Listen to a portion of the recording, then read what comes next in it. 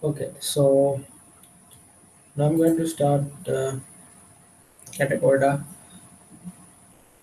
Git version control using interactive browser based on. So there will be 9 scenarios here. I'm just going to start with the scenario one first, which is committing files.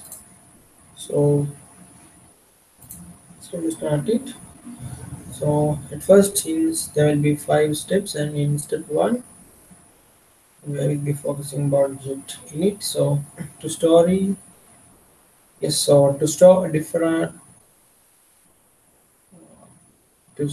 directory under version control, you need to create a repository. So with Git, you initialize a repository in the top level directory for project. So in this new project, a new repository needs to be created. So use the git init command to create a repository. So I'm just going to run this command here. So as you can see, the new repository has been created. The terminal. So for this was the solution. So just going to continue with. So check stats. So when directory is part of repository, it is called a working directory. So a working directory contains the latest download version from the repository together with any changes that have yet to be committed. So as you're working on a project, all changes are made in this working directory. So you can view which files have changed between your working directory and what's been previously committed to the repository using the command. Just using this command, and I'm just clicking here to run this command, executing. Okay, so now you can see the status of that uh, previously uh, change. Branch master initiate commit and track file used it hello world.js. So let's go into the step 3. So to save or commit files into a Git repository, you first need to add them to the staging area. So Git has 3 areas of working directory: the staging area and the repository itself. So use a small, otherwise referred to as promote. So changes from the working directory to a staging area before committing them into a repository. So one of the key approaches with Git is that commits are focused, so small are frequent. And the staging area helps to maintain the workflow by allowing you to only promote certain files at a time instead of all the changes in your working directory. So this task use this command to add hello world.js to staging area. So I'm just going to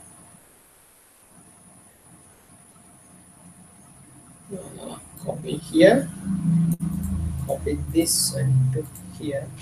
So type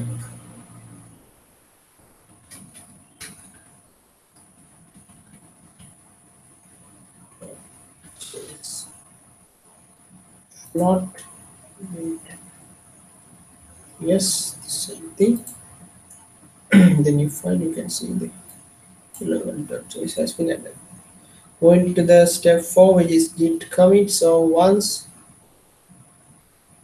a file has been added to the staging area, it needs to be committed to the repository. So the command git commit and commit message moves files from staging area to repository and records the time, date, author, and commit messages that can be used to add additional context and reasoning to the changes such as a bug reward number. So only changes has been added to the staging area will be committed. So any files in this working directory that have not been staged will not be included. So tasks and the project. So I'm going to show the solution. So by clicking this command, so you can see the git commit.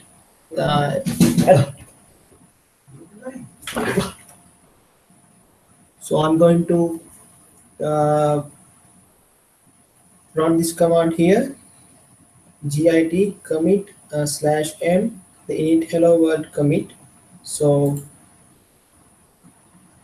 this has been extracted from here. And I'm just going to continue to the step 5, which is git ignore. So sometimes there are particular files or directories you never want to commit, so such as local developments configuration. So to ignore these files, you create a git gnore file in the root of the repository. So that file allows you to define wildcards for the files you wish to ignore. And for example, .tmp will ignore all files with the extension .tmp. So any files matching a defined wildcard will not be displayed in a git states.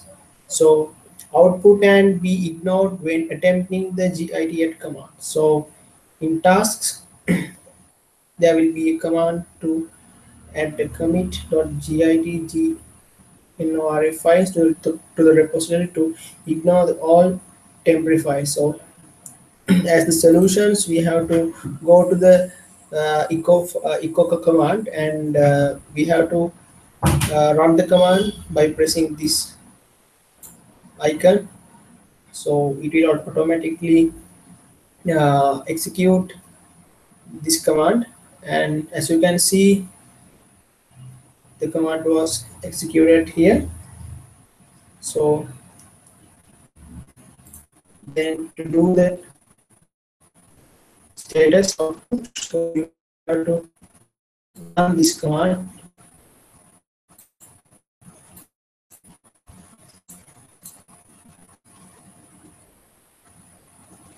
So it was start. So to run that, just using this.